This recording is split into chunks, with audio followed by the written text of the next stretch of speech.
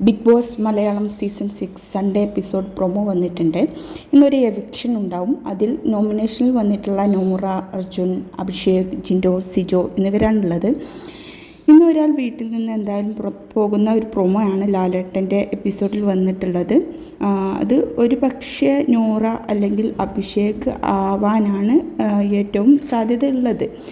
അതായത് അവർക്കാണ് നമ്മുടെ വോട്ടിംഗ് പോൾ വെച്ച് നോക്കുമ്പോൾ അവർക്കാണ് ഒന്നുകൂടെ വോട്ട് കുറഞ്ഞ് വീട്ടിൽ നിന്ന് പുറത്ത് പോകുന്നുണ്ടെങ്കിൽ അത് നോറ അല്ലെങ്കിൽ അഭിഷേക് തന്നെ ആയിരിക്കും.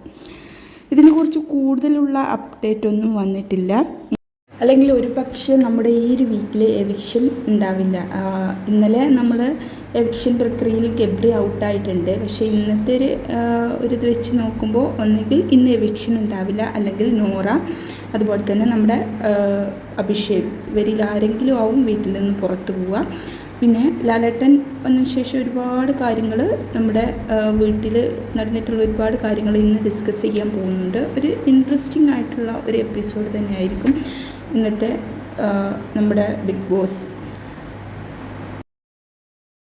ഗബ്രിയുടെ എവിക്ഷനെ തുടർന്ന് ഇപ്പോഴും ഗബ്രി തിരിച്ചു വരും എന്ന പ്രതീക്ഷയിലാണ് ജാസ്മിൻ.